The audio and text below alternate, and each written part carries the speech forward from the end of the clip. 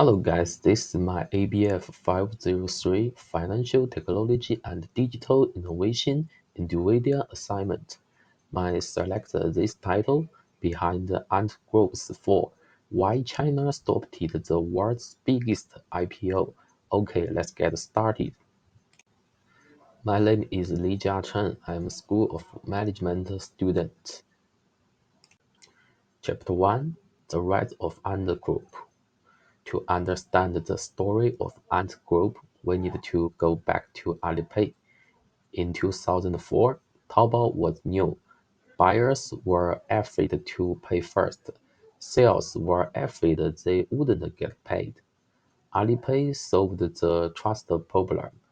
It helped the money until both sides were happy. This made online shopping much safer. Over time, Alipay grew faster. It added many services.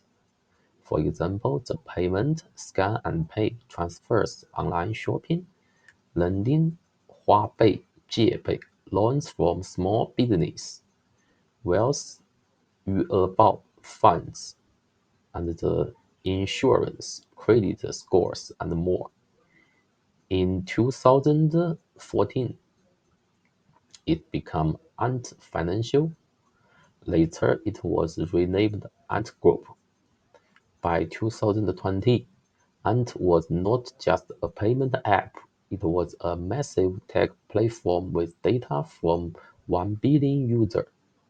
Its goal was to use technology to make financial more fair and easy for everyone. And yes, it really changed how people use money in China. But under this success, problem was growing. In October 2020, Ant Group announced its plan to list in both Shanghai and Hong Kong. It was the first IPO of its kind.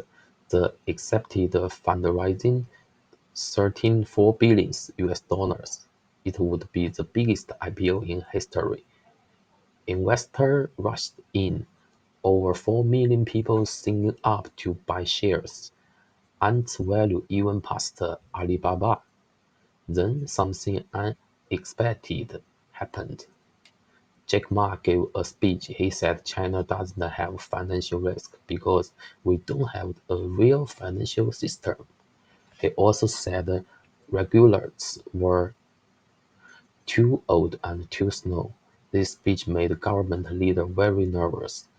But the real problem was not just the speech, it was how Ant made money. Most people think Ant earned from payments, but its biggest profit came from lending. Here are how it works.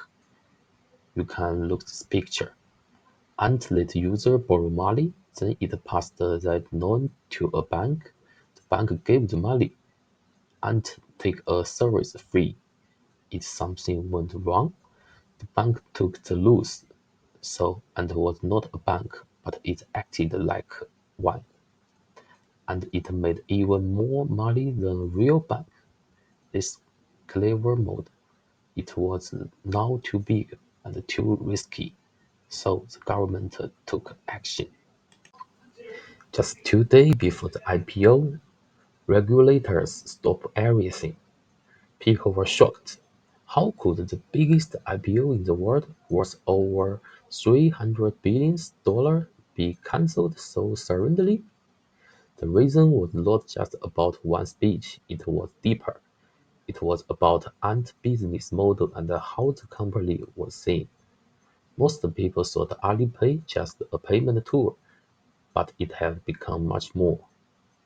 Through Huabei, Jiebei, and other loan services, Ant was now the biggest customer lending platform in China, but it was not a bank.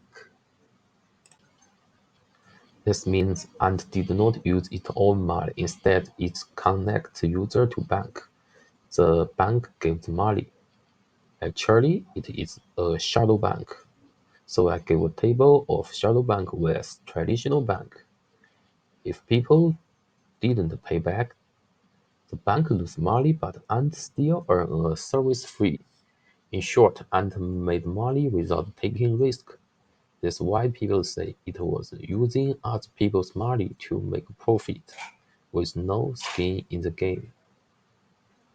This is what people call the shadow bank, doing bank-like things but outside of bank rules. And there was another big concern, and has over 1 billion users. If something went wrong, it could affect many banks, and even the whole system.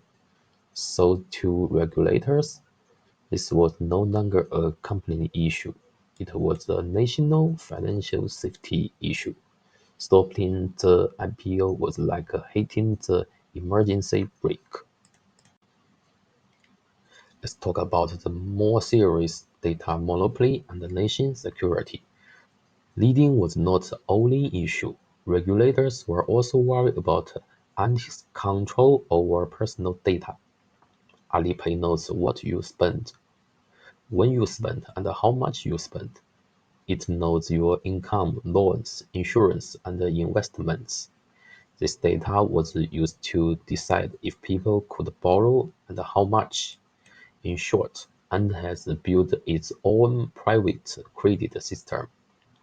Before only the central bank could do this, but now one private company was doing it quietly and better. So raises a big question: who owns this data? Who check it? And the government control it? In today's world, data is power, for sure. If one company controls the data, it can control the market. And was no longer just a fintech company, it acted like a central bank in a digital world. This was not just a business anymore, it had become a national security issue. So the government had to respond. Whose interests were harmed? We can look the comic. Now let's look at it from another side. First, traditional banks. In past, bank had trouble leading to small business and solved this with data, but the bank just gave money and the ant made the profit. Bank became the slide character but took the real risk. Secondly, financial regulators. In the old system, every loan and risk was under supervision, but in Ant platform, much of activity was hidden. It's like a black box. Regulators could see the loan but not the full risk. And third, the biggest player, the government needs a system that is safe, trackable, and under control, especially when data become a national asset. But with under private credit empire, the state had less control. So this was not just about one company. It was about rewarding the line between technology and financial. After the IPO was cancelled, and the group didn't collapse, instead it began a full transformation. Regulators told Ant it must become a financial holding company. That means it must follow rules like a real bank. For example, if you want to lend money, you must prepare your own money to cover the risk. You can't just earn service fee while others take the hit. Ant was not alone. The whole fintech industry cooled down. Tencent, Jingdong Finance, and Didi all shut down some risky financial service. Some quit, some were forced out. At the same time, China launched new rules. You can see like the picture. Rules for financial holding companies, guideline for big tech platform, data security law. The idea was clean, encourage innovation but draw a red line. It moved from growth first, regulator to regulate first, then growth. Some group people said this was the moment when fintech in China charged from wild growth to careful control. You can see the table I compare with the wine growth and the prodigy regulation. And the final, let's go back to the big question. What did and where do wrong? It didn't cheat, it didn't fail, it didn't run away.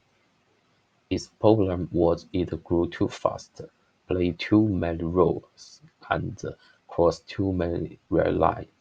It acted like a tech company, collecting traffic, a bank, handing huge amounts of money, but avoid the responsibility that come with both.